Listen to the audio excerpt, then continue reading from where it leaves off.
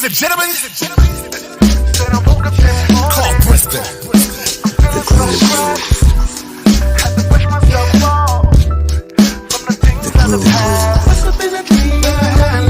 Let's go. The groove. Hey, what's up, everybody? Welcome to the groove. Welcome to the groove. This is your host, Carl Brister. So glad that you guys are here. Thank you for stopping by. This is the groove. This is where music meets passion, and we find our way through the music, through life. Thank you guys, and we have an enjoyable time. All the groovy people, what's up? All right, listen, guys. This is Cinco de Mayo. Happy Cinco de Mayo to everybody, and also Teacher Appreciation Week. Shout out to all the teachers out there. You guys do the work. I'm a licensed educator myself, teacher and math coach. Have done that, and I know it's not easy, guys. I know it's not easy.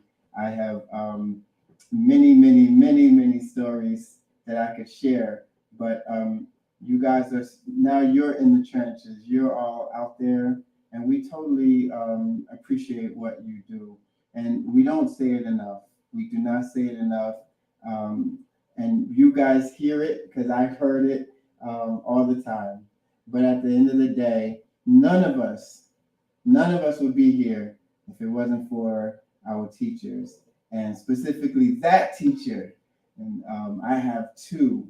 I have one, Mr. Cy Marsh. I want to shout out Mr. Cy Marsh.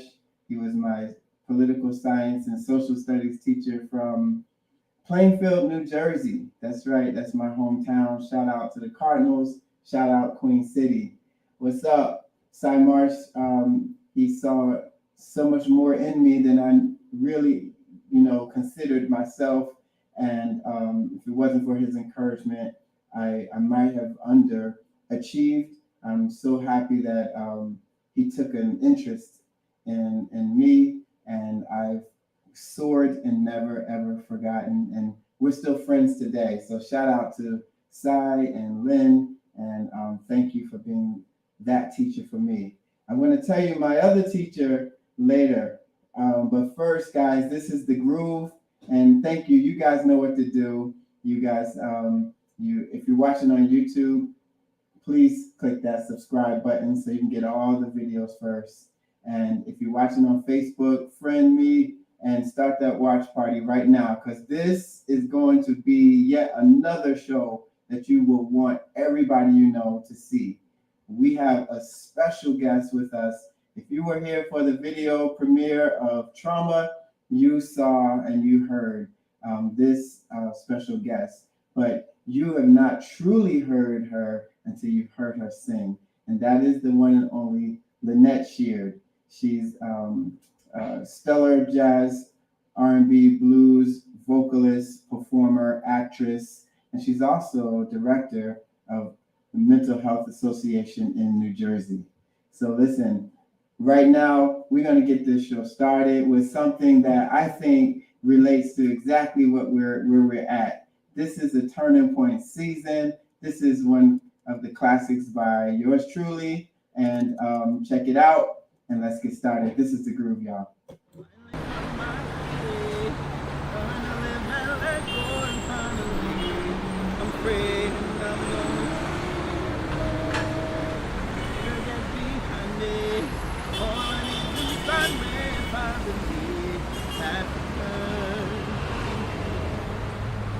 I'm at a turning point. Finally found my happy. I've learned to live and let go, and finally I'm free, and I'm gonna raise the bar. There, get behind me. All I need's inside me, if I believe that's the turning point. Whoa, whoa, whoa. Whoa, whoa, whoa.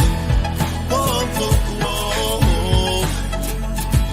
Now once upon a time, so many things on my mind. I didn't know which way I was gonna go. The road was so hard, hurt me on the inside. Had to make a choice, either I was going one way.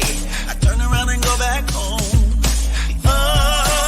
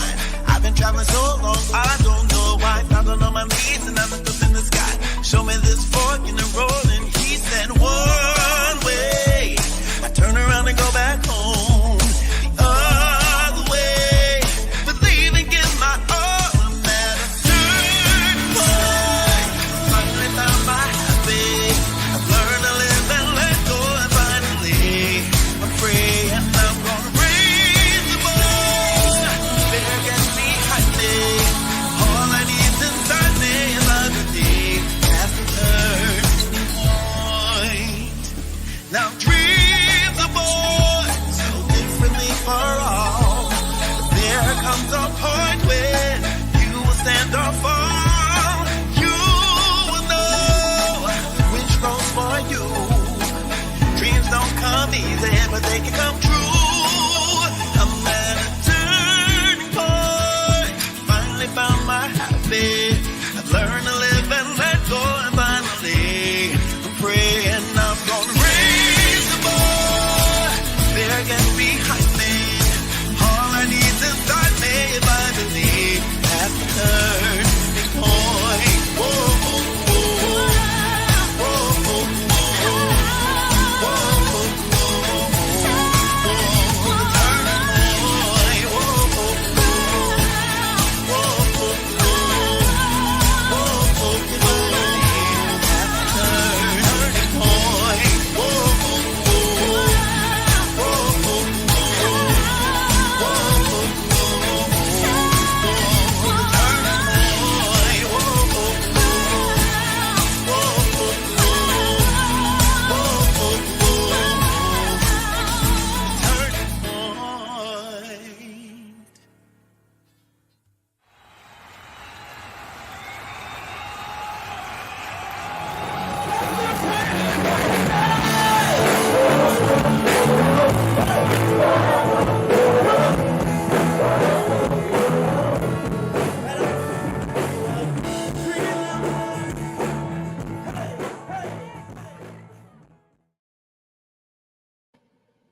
Yes, Turning Point. That was and is my jam. I mean, to be honest, that's one of the most requested songs that I perform. And shout out to the director of that video, Mr. Ricardo Robinson.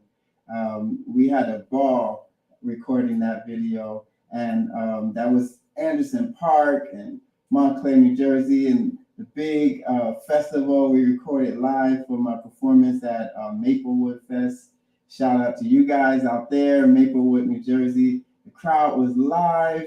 It was just crazy. And look, we got another festival coming up, in case you didn't know. Yes, the 21st of May, the Love and Unity Music Fest is coming up.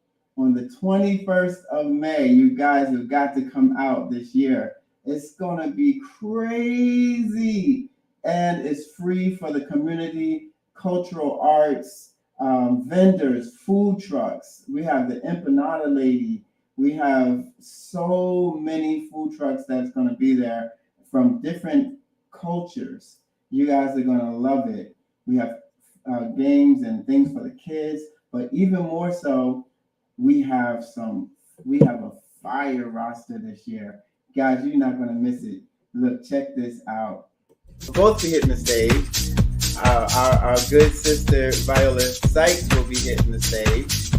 And yes, she will. That's right. La Viola will be there. So that's going to be great. We got a great array of different kinds of music. We have opera, we have jazz, we have rock, hip hop, R&B, we have gospel choirs from West Orange, New Jersey. It's going to be a great time, everybody. Oh, man. Save the day. And I'm looking forward to that.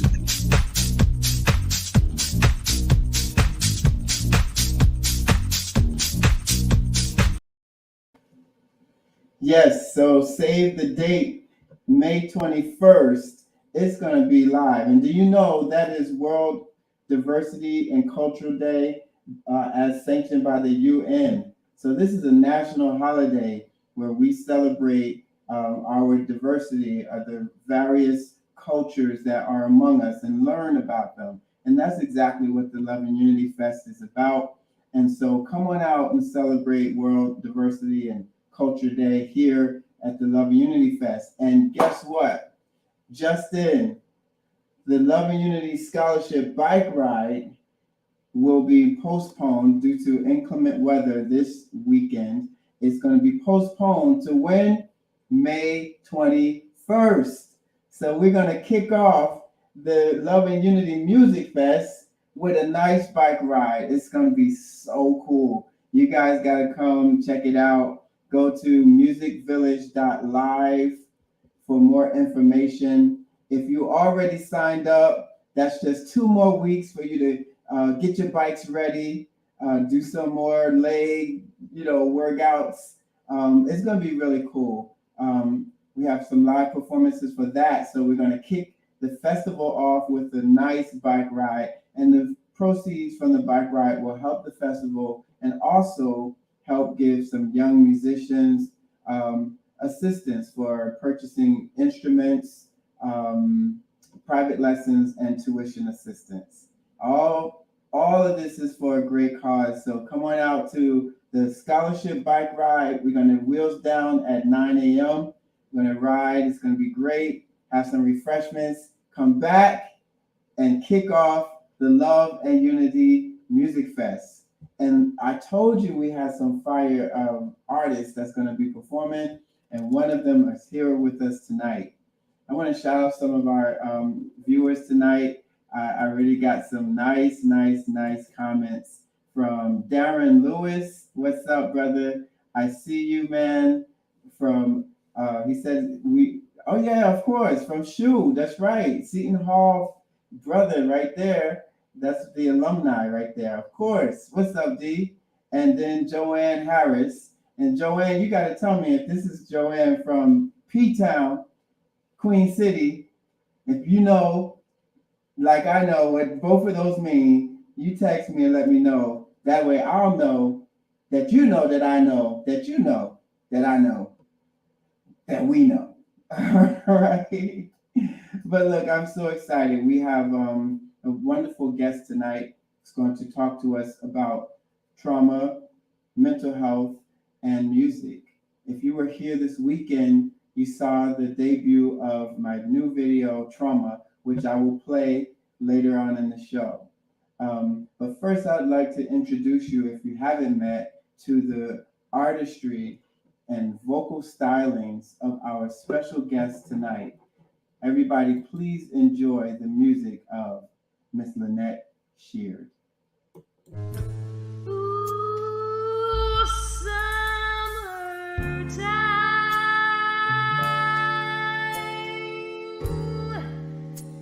And the living is easy.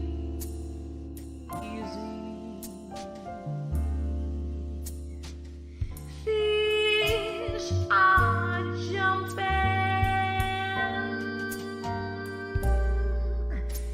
and the cotton is high. Oh, your daddy is rich, and your mama, she's good looking.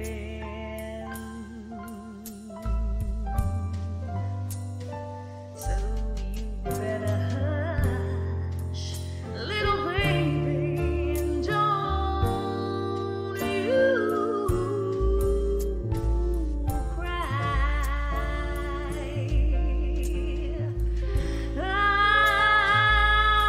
One of these mornings,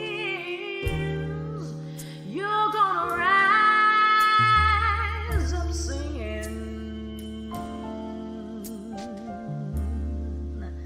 Then you spread your wings and take to the sky, the sky, the sky. But till that morning, there's nothing gonna harm you.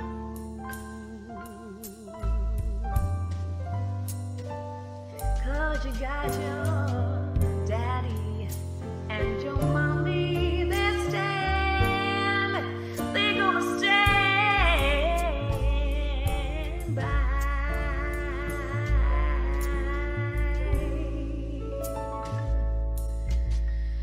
Ooh.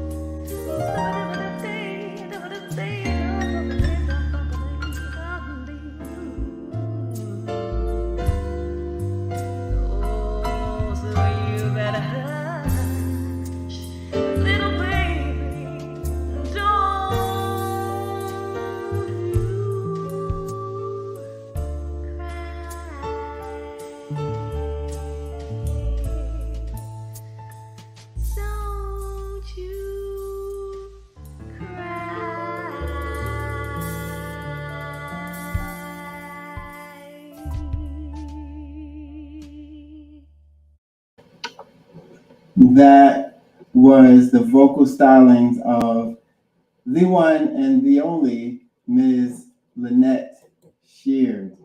I want to take a moment to quickly shout out everybody that's been watching here on Facebook and YouTube and Twitter. What's up to Twitter as well? We're going to bring in Lynette Sheard in just a brief moment.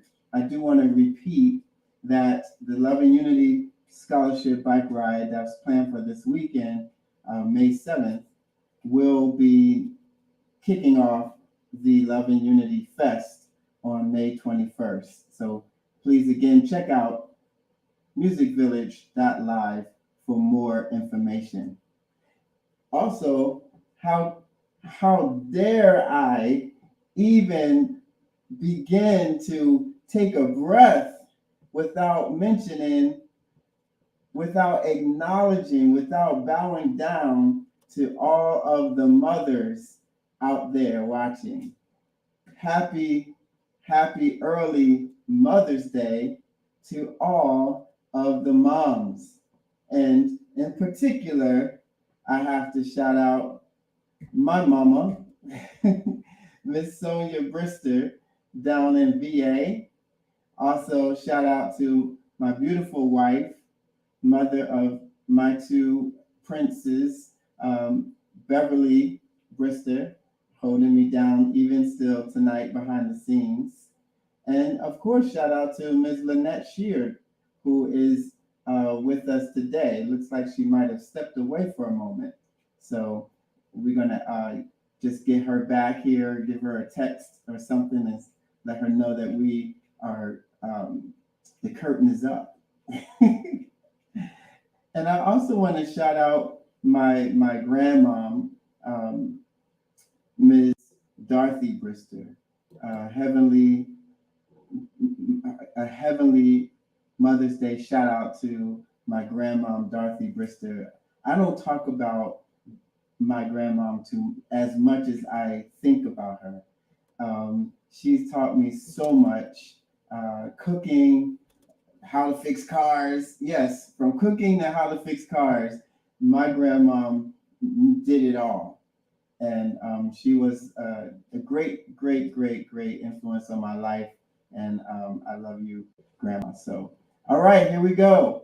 We are here, so delighted to have Ms. Lynette Sheard. Lynette. Hey. And Hey. to you. Good. Yeah. So you missed my big old Mother's Day shout out. How are you? Happy Mother's Day. Thank you. I am happy to be a mother, happy to be a grandmother of two. Oh, I almost forgot that. I know, yeah. Oh, what do they call you? Cool Grandma? They call me G-Ma. Okay, I can see that. And shout out to your daughters. You want to shout them out?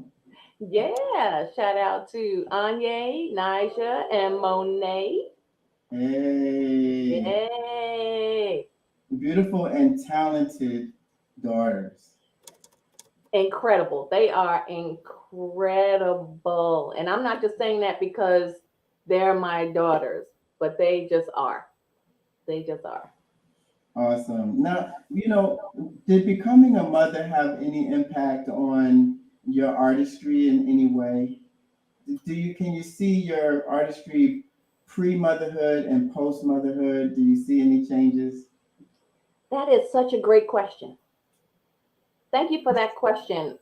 I never really thought about it, really putting that together and as a gauge of kind of creativity or gauge to actualization. I think becoming a mother, just the whole process gives you a sense of empowerment that you never knew you had, because you help to bring a life into the world. So that alone kind of gives you this sense of power. But then you're quickly reminded that you need so much more to sustain the physical endurance, but it's so emotional, and especially having 3 daughters, that it's almost like 6 depending on the time of the month. But you need so much emotional fortitude to be a mother, to be a parent. And to link it to creativity, that's such a great question. I'm gonna have to put that in my show. Is that I didn't realize how important life, as well as I didn't realize how what I do, I didn't realize my impact in this world until I became a parent. I didn't really track my steps as much. I was so focused on, what I needed. But when you focus on the needs of others, it helps you to hopefully be a better person or be the person you want them to be. So you kind of figure it out. But having children and that motherhood process, as far as creativity, actually was the beginning of me seeking creativity. Me actually trying to find something that I enjoyed, or what I can, because you can say to your children all day long, I want you to be happy, I want you to be happy, I want you to, but we can say it, but we need to demonstrate it. So I need to be a demonstration of joy and happiness and peace and creativity. So their presence inspired me to go after those things that brought me that. And music, theater, writing, just that whole creative chaos was inspired by just trying to be an example of joy and happiness and wellness for my daughters. So that's a great question. Yes, I hear you. That teach by example. They'll remember what they see far longer than what they hear. And you are an example of that too, with your sons watching you, go through the ups and downs of this business, but also to see what it looks like on both sides, the creative process, how the ups and downs of that, but then to actually see it come together and the natural synergy, whether it's spiritual, whether it's the collaboration with others, or just the natural flow of how we as creative people use everything to create something new, and how vulnerable we are, as we produce, and as we use our gifts. So absolutely. So speaking of our children, we are all somebody's baby. I'm little Billy. William is my first government name. I only use it when you write a check. So Lynette, you're somebody's little net, or who was little Lynette? Let me say, little Lynette was. She sing everywhere she went. Lynette was so shy. Lynette was. What? No. Lynette was called Lynette. That was a nickname. Nettie, Netro Slide Walker. I had some really interesting nicknames. But as a child, I was very quiet, very introverted. I would say almost sad in a sense, but I was okay with that. Like I guess I would be like, what do they call, like emos, I guess now.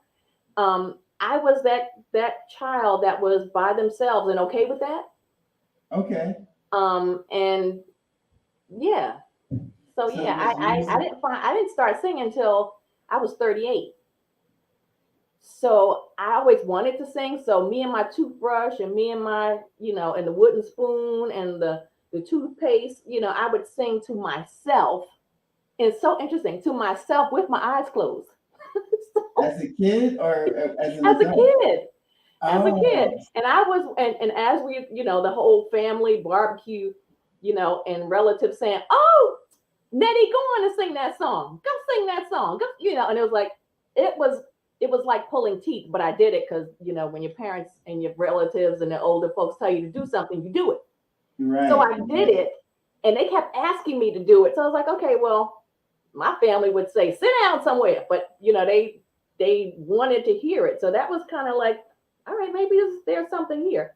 So.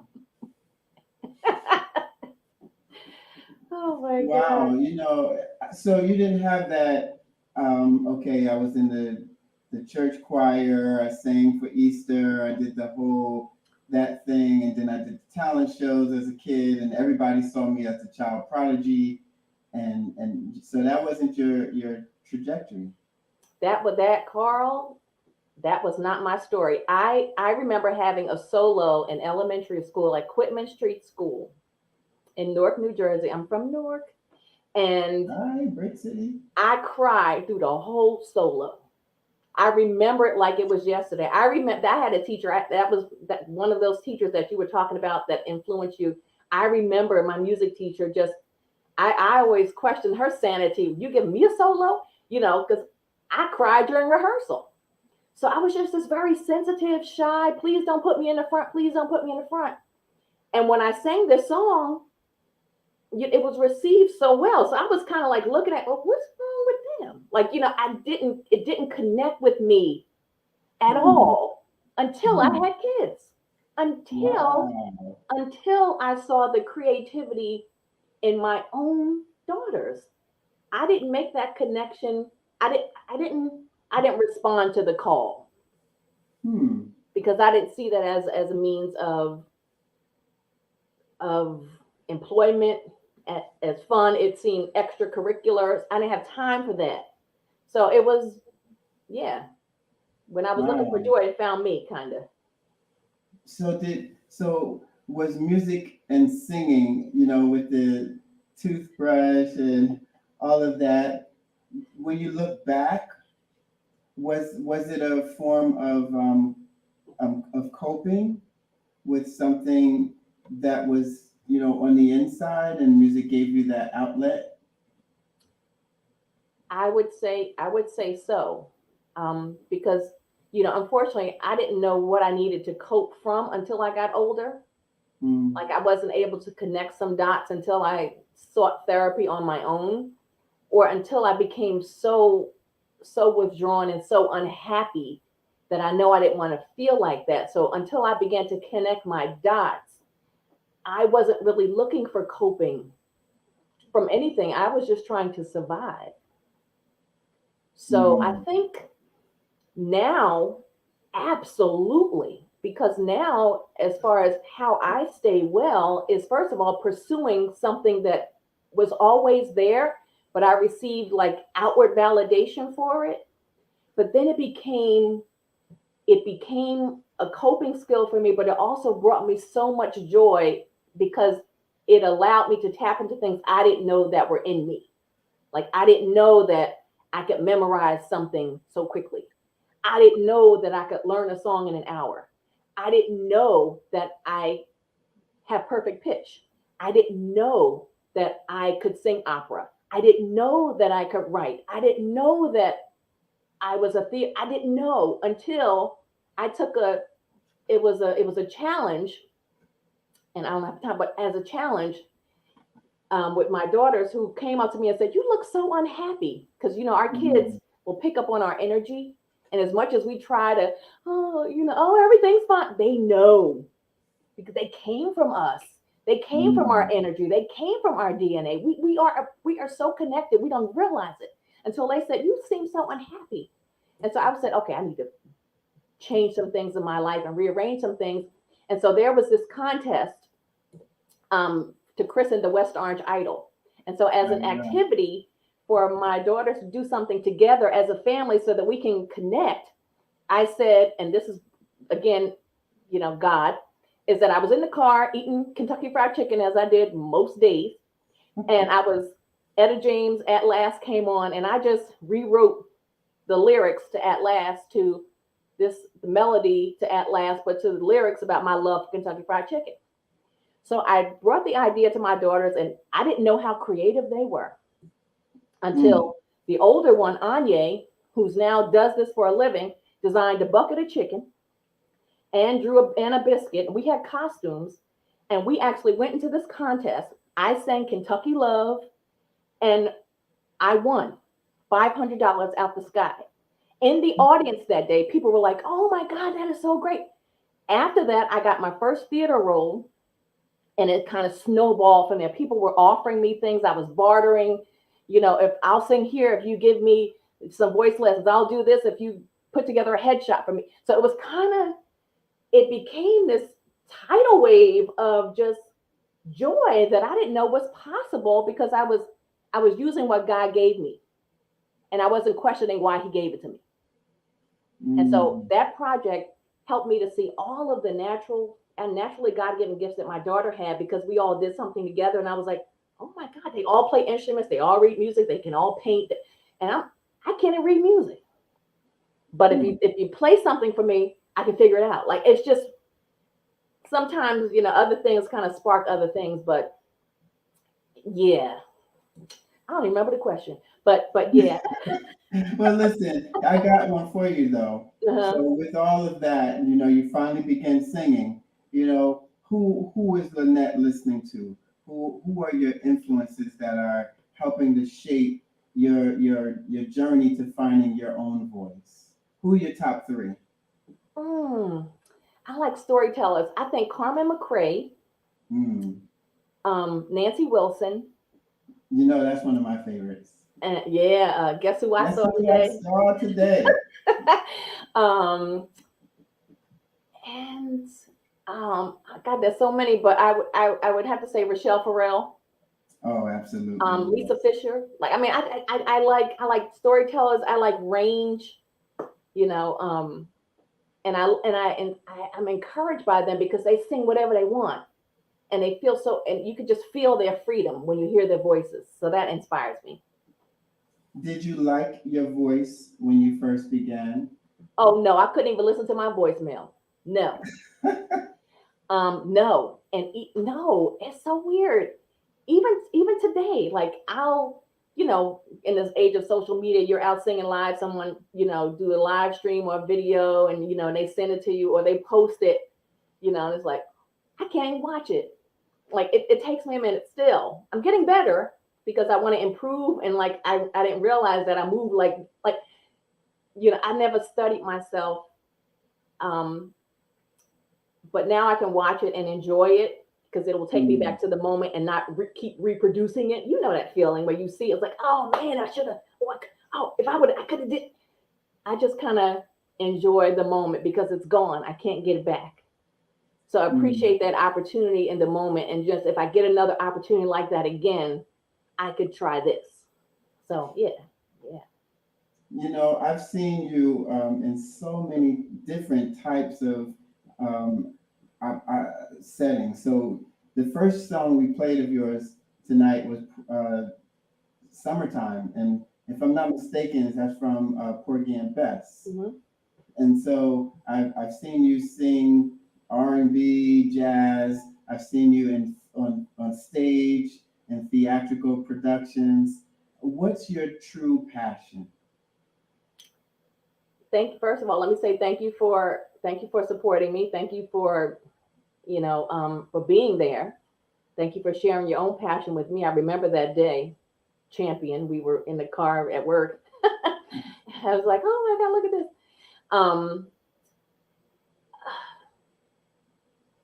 I don't know. I haven't. I think I enjoy the learning process. I enjoy finding an opportunity to use my art for advocacy. Like I enjoy learning a new song. I enjoy not being put in a box, because I was in a box for so long. So it's kind of like, I'm gonna sing whatever. Yeah, I can sing that. And I'll challenge myself. So there is no, I can't say that I have a favorite. It's almost like the favorite is almost gauged, well, who's paying me the most, but that's not really it. But jazz was something that I gravitated toward because of the freedom of it. Like the freedom of, you don't have to look a certain way. You don't have to be a certain weight. You don't have to do this. I could be 500 pounds in a moo-moo with some smoke and a flower in my hair. And as long as I'm singing, I'm good. So it's kind of, I gravitated towards that because jazz told these wonderful stories. And depending on the musician and that synergy, the same song could be reinterpreted 5, 20, 39 times. And I love that. But I love R&B because I love to dance. I love house music. Viola Sykes, I mean, I'm a fan. King Bobby, I'm a fan. You know, I clean my house, all that music. I love classical music. Rap, I can't really sing along, so that kind of frustrates me. But not all of it. But if it's a good story, I like music with a good story. I like pop. I love gospel music, Christian pop. I can't even tell you what's on my radio station because they're all over the place. I like Blue Eyed Soul, they call it. I love 80s music. I love 90s. Like So it sounds to me like your true passion is music. Yeah. Wherever it is. Yep. Wherever it is, in the theaters, in the opera house, in the clubs, you know, and that's just it. Yeah. You know? You're right. And that's awesome. You know, this whole show is about finding our groove. It's about finding our own passion. And that groove changes if you're in a jam session, it changes from night to night. You know that. Yep. You add a new musician, you're gonna find a new groove because it's a whole new DNA, a whole new set of experiences and stories that's now on that instrument, playing that music. You know, so you know, I really enjoy coming to your shows because I see someone who's living their passion and bringing their whole self, their whole authentic self to the stage. Like you guys, what you see is what you get with Lynette. You know, you get the humor, you get the drama, you get the vocal range, you get it all, and you hear about it all.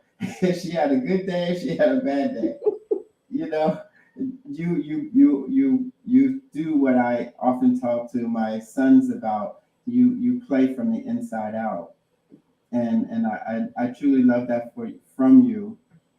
I personally remember riding my bike to one of your performances. Really? Oh yeah, I remember. I was in Montclair. I grabbed my backpack, jumped on the bike, and said, "I'm going." You know, I enjoy it because I can always see you in different settings. I've seen you in South Orange at the you know, performances out there, and I'm happy that you're going to be with us at the Love and Unity Fest this year too. We're going to talk about that. I want to sort of cut away because we have you performing with another special guest this at the fest. We hope that we're going to see this duet. You're with the one and only Nat Adderley Jr. And here's just a little small snippet of you guys performing together. This was the first time. If this is the same, so this is the first time we actually performed together. Oh, this is the That's when we first met. time. Okay. Well, here we go. Lynette Sheard with Mr. Nat Adderley Jr.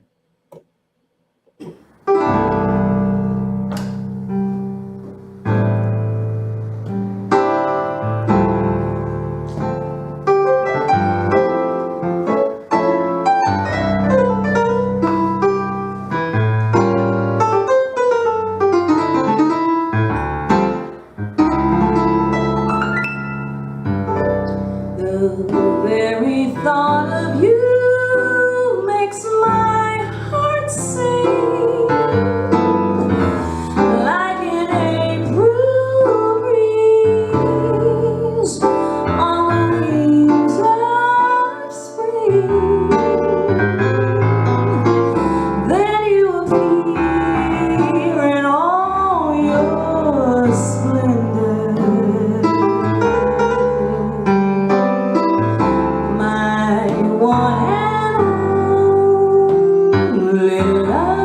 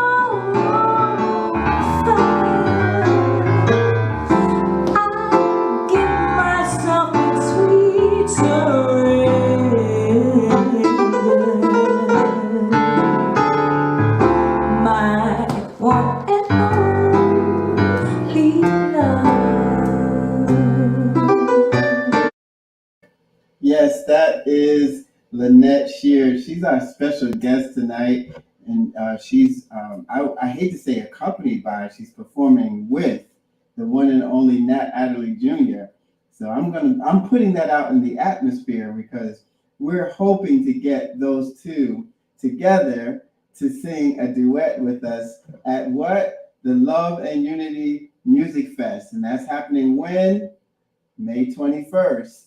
This year, May 21st, at Thomas Edison Field in West Orange, New Jersey. Yes, I'm really telling you guys about it because this is a passion of mine. Started 7 years ago to bring the community together through music. And it's being kicked off this year by what? The Love and Unity Scholarship Bike Ride. Yes, and again, it was postponed. It was supposed to happen this week, May 7th. However, it's going to be kicking off the Love and Unity Fest starting early. So come 7:30, register if you haven't done so. Early bird registration is happening right now, extended through the 20th. Bring your family. It's a very nice, small, like easy ride, and there will be refreshments, free refreshments, food trucks, live performances, and more for the Love and Unity Scholarship Ride happening on the 21st of May. And it will help the festival and also some young musicians be able to afford tuition assistance, instruments, and private lessons. We're going to bring Lynette Sheard back for one additional segment because we really want to talk a little bit more about the topic of trauma. This is Mental Health Awareness Month. And, I was privileged to work with Lynette at the Mental Health Association many years ago. It's how we met. And I know she has a passion for mental health and wellness. So I want to talk more about trauma. As you know, that is the single that I recently released and the video that was launched this past week. Lynette was there to help bring a little bit of light to the conversation. So I thought it would be great to have Lynette back tonight to talk a little bit about that. So everyone, again, please, if you haven't done so, subscribe on YouTube. If you're watching on Facebook, friend me, and definitely still share the link because this is the part that you don't want to miss. If you are watching on my Facebook page or you're watching on my profile, throw in a comment, chat, and let us know. If you even have questions for Lynette or myself tonight, I want you guys to please feel free to join in this conversation. So everyone, once again, I'd like to bring back Ms. Lynette Sheard. Hey, Lynette. Hey, thank you, Carl. Yeah. So you was jamming with one and only. In the barbershop. At 8 to 8 barbershop. And interesting, that was something that they created called musical chairs. Yes. And so I love the concept. Yeah. And that actually started, it's interesting. That was the first time we actually met. We've heard about each other, obviously. But that was the first time we met at that particular moment. Like that was we didn't rehearse or nothing. We just we met. Wow. And sounds like you guys have been playing together for quite some time. And that's what we said after. It's like, oh my God, blah, blah. So that's that was the beginning, for that wonderful relationship. But you mentioned how we met, and I think I know that it was divine, because everybody's in their space, but this show is a groove. It's about finding your groove, and mental health is the same thing. It's personal. When you're in it, your body knows it, your mind knows it, your spirit knows it. It's a synergy, it's a sync where your mind, body, spirit is all in sync, and all those God-given gifts that you're given, whether it's creative, whatever it is, you're in your own zone. And I describe the groove as like you're you're in a groove when you're not even thinking about it, and you get lost in it, and other people find value in it, but you're so in the moment that it's ecstasy. And it's something that becomes a necessity to run after. It becomes that emotional drug, so to speak, because when you find your groove, there's a certain peace that transcends all understanding. Everyone may not understand your groove, and that's okay, but as long as you do. And what mental health is, there's a difference between mental health. There's a distinction between mental health and emotional wellness. And I like to think of your mental health as the ocean, or like the waves. You can't control the waves. You can't control it. It comes and it goes. You don't know when it's going to come, but that's how you're made. That's your emotional landscape. Emotional wellness is you deciding which waves you're going to surf. What are you going to pick up? Which one are you going to ride through? Which ones are you just going to let, dissipate? It's making the choice to determine, is that going to keep me well, or is that going to keep me unwell? And so when we understand how we're made, we all have mental health, but how we cope matters. And this show is so important because finding the groove is really understanding how you're made. We can all stay well when we actually acknowledge the feelings and emotions that we have in the moment. We spend so much time, trying to suppress them, or they're not appropriate, or this or that, when really we have to express it. We may not have to express it, but we have to address it. So if sadness keeps showing up, you pull it to the side and you say, sadness, why are we sad? Get to the root of it. Dig it out so you don't have to go back. A lot of times we just don't deal with the emotions and the feelings because it's going to take work. But we all have the capacity to do it. And when we don't, we need some help. It's okay to get help. It's okay to get help. It's not saying something's wrong with you. It's protecting what's right with you. And you're understanding how you're made. A lot of us don't really understand. Oh, that's a family thing. Oh, I didn't realize that was in my DNA. Or that's, you come to these reunions and you realize, oh, everybody frowns here. Like it just kind of like, so therapy, I encourage it. My therapist, I made her rich. No, I'm just kidding.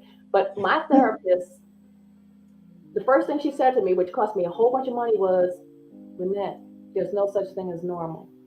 And I said, you could have told me that for $50. But that's a fact.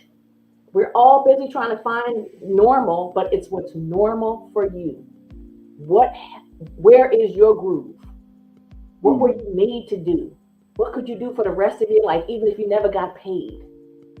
What just makes you smile, just without even any instigation? Do it. The world is waiting for you. We're waiting for you.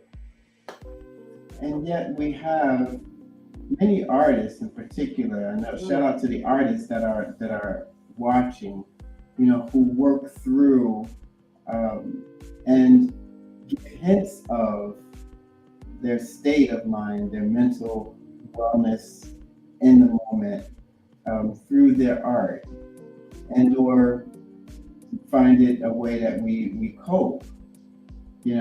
So there's other, so many, like Mariah Carey, who was diagnosed with bipolar disorder, and then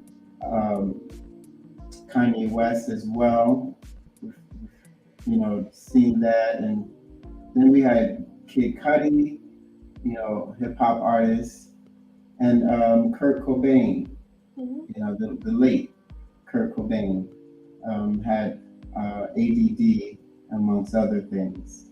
What do we say to artists who are self-medicating? And some of our greatest songs were born out of some artists who were in a certain state. If you look at even Billie Holiday, who's gone through trauma upon trauma and gave us Strange Fruit and Lover Man, or Where Can He Be? You know, so many songs born from a place of depression, or, you know, how do you explain that? How we as artists have given voice to mental health. I think, you know, this may come out wrong, but my intent is a positive one, that it's almost a blessing. I think COVID really shone a light, you know, when we were in lockdown, and those of us who were performing and the audiences aren't there, and isolation and kind of the energy that we get from performing. You know, my question was, well, if you're a singer, do you still sing if you have nobody to sing to? Or if you're a dancer and, you know, like, and you're part of a group, like, do you still do it? And so that inspired the weekly webinar that I have called Why the Show Must Go On, How to Maintain Your Creative Sanity, is that I get the opportunity as creatives like you to get on and talk it through. But the unfortunate thing is that it's a stigma. You know, we think that, you know, tortured and artists are supposed to go together. But no, everything is better when you're well, even your music. You don't have to go through the pain and the torture to create. You don't have to be high to create. You don't have to. Get to the root of what it is. And when you and I worked together and we met some amazingly courageous people who trusted us to support and to help them. It takes a lot of trust. It takes a lot of courage to say you're not well in this world, especially being Black, especially being a woman, especially being a man, whatever it is. So it takes a lot of courage. Think about the positions of these famous people to say, I'm not well. Thousands of people are depending on them being well. Imagine the pressure and the stress and the anxiety and the depression just to get on stage. And so many, I'm one of them, to be honest with you. I can do this right now, but after this or after I perform, I need to be quiet. I need to be alone. I'm usually the first one out of a gig because I'm too overwhelmed and I need to process. But understanding that trauma is real, mental illness is real, 80% is recoverable. You can recover with early intervention. Get to the root. Why are you feeling like this? Some of us are so used to feeling unwell, we don't even know what well looks like, because we're so used to just being tortured, and we think that it's going to add to our art or our persona, when that's a lie. Because trauma is an emotional response to a terrible event. And our bodies, we can't separate our heads from our bodies. What we think is going to impact us physically. So if you wonder why you can't get rid of that stomach ache and they can't figure out what it is, ask yourself, what am I holding on to that I need to put down? Or maybe you don't know how to put it down, but you got to get to the root of it. So that myth that creative folks are more tortured than others, no, they get more publicity. Because 1 in 5 people will struggle with a mental illness. 1 in 5. But 80% of them will recover. Once you had a mental illness, does not mean that you will always have one. Early intervention is key. That's why Mental Health Awareness Month is so important. I work for the Mental Health Association, so it's our mantra every month. It's not just 1 month. But now the world recognizes it. And I think as people of color, that we really need to begin healing. We don't need to be so tough. You know, we really need a healing, and art does that. This program here is art and advocacy.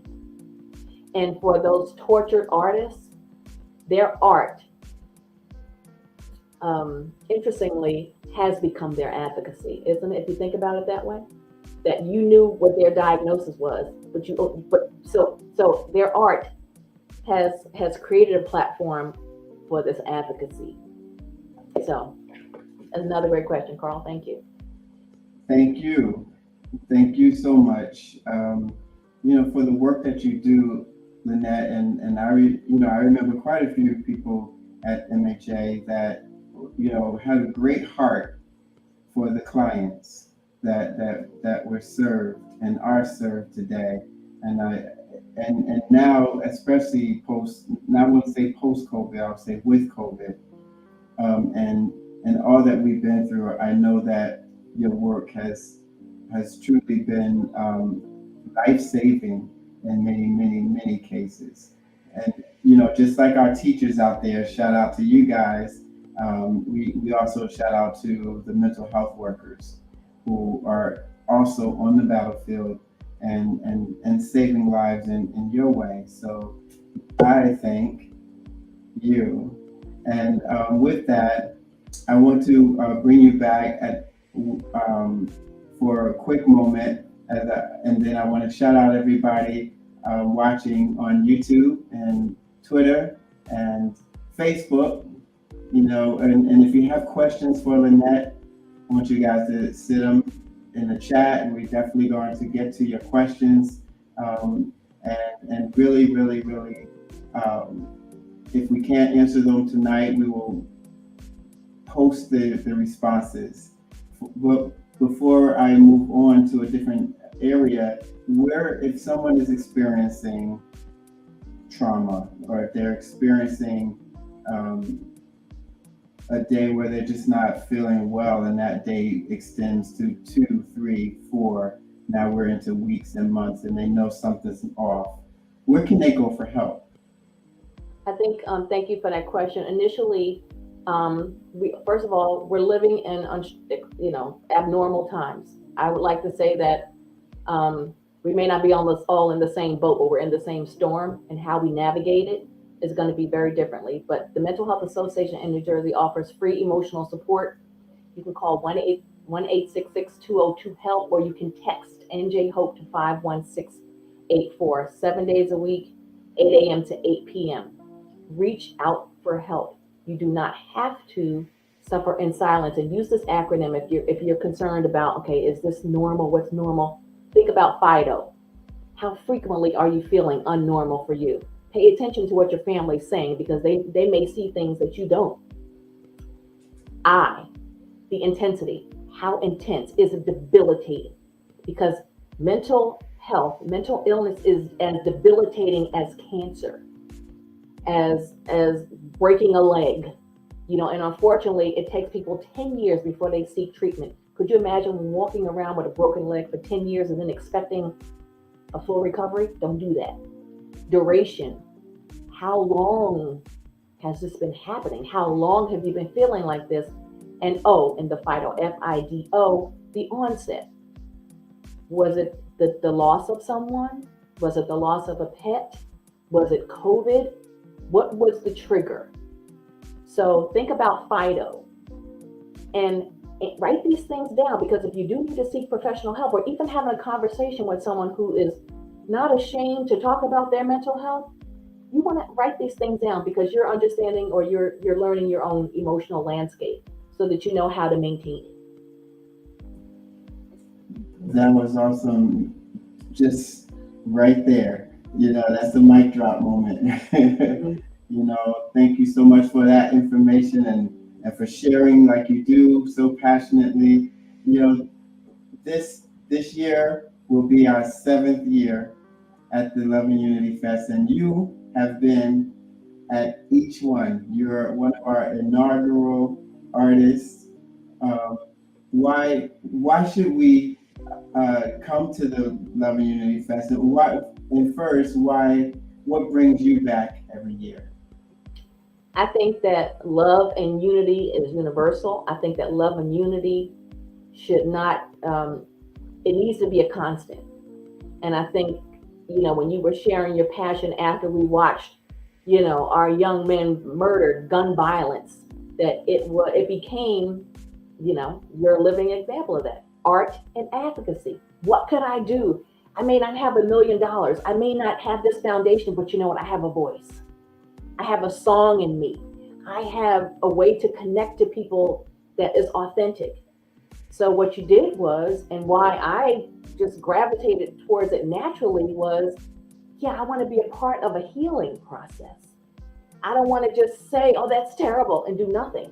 How can I use my art as advocacy and look in people's eyes and faces and be a part of something that brings people joy and brings people together intentionally, of all ages, sizes, colors. I don't believe there's only one race, but just ethnicities and cultures and food, and just sharing in the universal theme of love and unity, and to be a physical demonstration of that.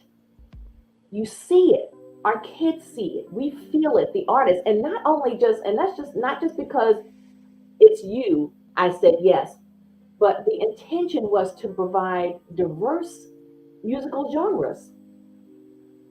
You know, and it's like, I had to pick one, but it's kind of like, it was the demonstration of how art can be universal, that all music is beautiful, all music touches people. So you had all different types of genres. So everyone there was something for them on purpose. So that's why it's special to me, because it's on purpose. There is an intention and it's an invitation, because the world coming out of this pandemic, we need this. So ride your bike for scholarships, because we need to support our artists because they are struggling, and we don't want them to give up because they're the happy people. We need to encourage the happy people, but bring yourself out there to the love and unity. I mean, it's free. What? Come on. I mean, it's a family event. You can, grandma, the grandkids, the family out of town, invite people. You want people to show off West Orange? Bring them to the Love and Unity Fest. Show them what West Orange is all about. So yeah, absolutely. Absolutely. Awesome. Well, look, we're gonna have a great time, and tonight was so special. And again, thank you for being a part of the launch for the video Trauma. It was a special evening and event, and I hope that anyone watching this live tonight or the replay, I just believe that this has purpose so far beyond what we could even think or know. And anyone out there that's looking for a way through, or they're on the wrong wave and they need to get on the right one, I hope I'm getting that right. You know, they know now a little bit more about how to make that change, and they have some support. So I thank you so much, Lynette, for being here tonight. And we're looking forward to everything that you do through your music, through your unique vocal stylings and passion as you found your groove. Tonight, we're going to end the program with another look or viewing of my brand new video, Trauma. So you guys, thank you for your support, in fact, and for your downloads. Guys, it's on so many playlists now. I'm going to talk about that next week. The views are crazy. If you can, leave a comment on YouTube as to how you feel about the video, and share it. Definitely share it with others. So you guys, until then, next time we have Nat Adderley Jr. is going to be a guest. We have John Anthony, classic rock guy, is going to be here. Next week we have Chandler Mogul. He's coming up. That's a new face at the Love and Unity Fest. He's going to kill y'all with some cool pop and classic. You just got to come. You just got to come. But tonight we want to close out with Trauma, the new video. And thank you, Lynette. Thank you, everyone. Thank you, intern Jordan in the back. Shout out to intern Jordan, J Maestro Brister, and Beverly's web shop, Miss Boss Talk herself, who holds me down.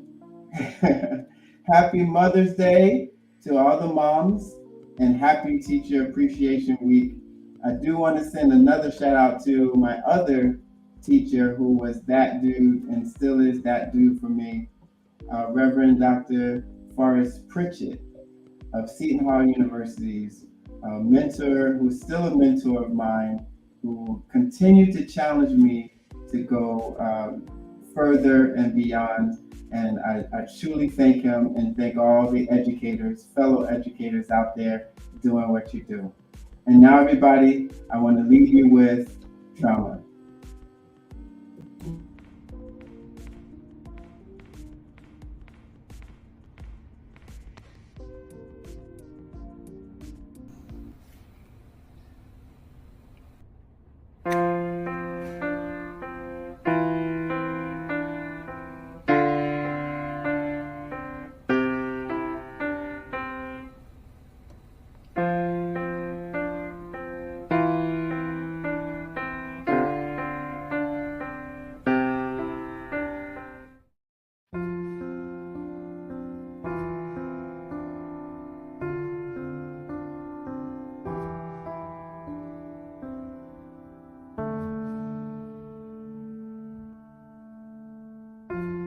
There was a boy, a shy little guy from a town not far from here, where he learned a little too soon a grown-up word called fear. And he'd hide beneath the sheets playing peekaboo, but nobody knew the trauma he'd been through. Ooh, child, trauma, don't let it take your light. Ooh, it's gonna get brighter when you shine that light you hide so deep within, won't let you in, child. Trauma, don't let it take your light. He grew up, never said one word about that day when he learned that fairy tales and the world were not the same, and the superheroes don't always come to save the day. So he taught himself to trust never again. And, ooh, child, trauma, don't let it take your light. Ooh, it's gonna get brighter when you shine that light you hide so deep within, won't let you in, child. Trauma, don't let it take. Don't let it take your light. Well, that never again became imprisonment, invisible for the eyes to see, especially